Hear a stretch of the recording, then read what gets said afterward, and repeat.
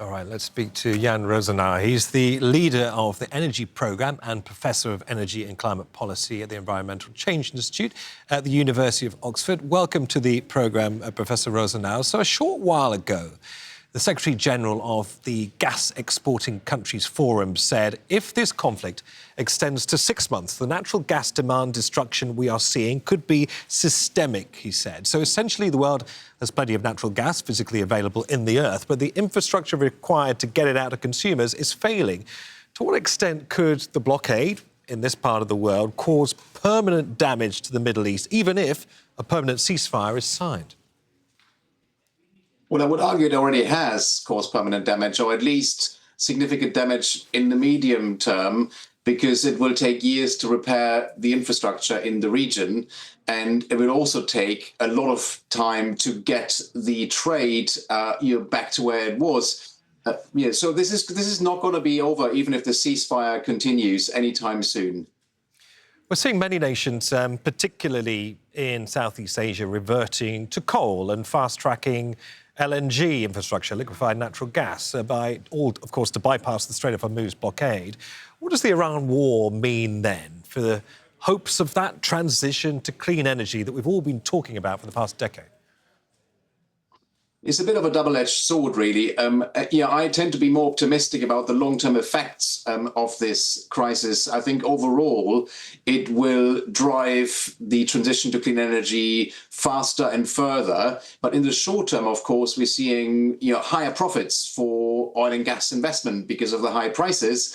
And we've seen 4 years ago, the last major energy crisis the world has seen, that we've built a lot of new infrastructure, LNG terminals in Europe, for example, and they're still there today. So there's a risk of locking in infrastructure that we actually don't need in the future. We're also seeing significant consumer demand on the positive side for solar panels, for electric vehicles, for heat pumps, for batteries. So there's a real surge in demand from consumers now for clean energy technologies all around the world. So that is really positive. And I think that is something that will continue regardless of what happens in the Middle East. As we speak to you, we're looking at the price of Brent crude hovering just below $100 a barrel. I mean, the prices fell off the back of news on the ceasefire. Looks like the prices are going up again. Do high fuel prices then have a positive spin to it as well? You've described it as being a double-edged sword, especially in the case of heat pumps and electric vehicles. It is on the one hand taking, but it's giving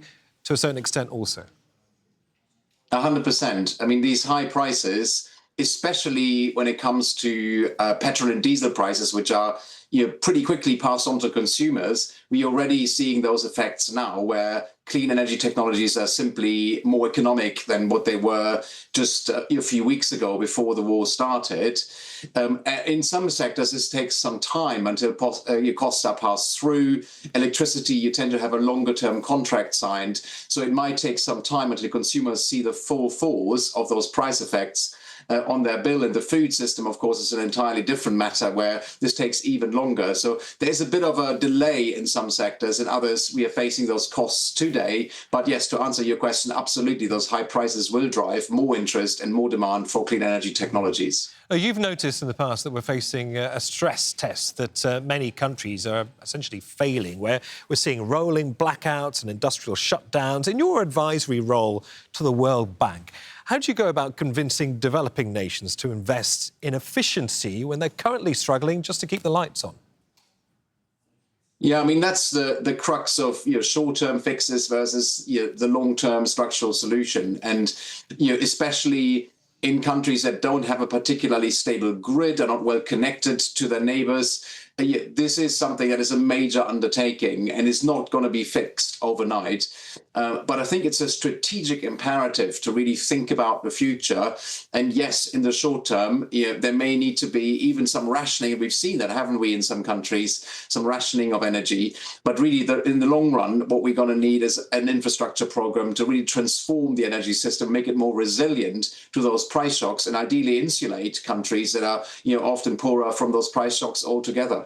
I guess the world thought it had learned a big lesson when it comes to energy dependency during the 2022 Ukraine crisis. I mean, as a member of the International Energy Agency, the IEA, and the World Economic Forum Advisory Board member. I mean, do you think the current global energy governance model, based on things like strategic reserves and stable markets, is that now outdated? Is it obsolete? Should we be taking a more kind of military-grade approach to securing supplies? I don't think the current approach is outdated. I mean, it has served us relatively well, I would say, so far. And the International Energy Agency has been on the front foot, when it comes to not just releasing emergency reserves, but also, of course, setting out plans for how can you reduce demand and how should governments go about doing that. And they've really learned the lesson from the last crises. So I don't think the current system is obsolete. And I actually think if we go into a direction of a very nationalist energy policy, almost sort of militarization of energy, that is not good for anyone, because there are huge advantages of collaborating when it comes to energy. Not all countries can manufacture and build the energy technologies that they need by themselves on their own. So we need that collaboration globally. Right. It's so critical.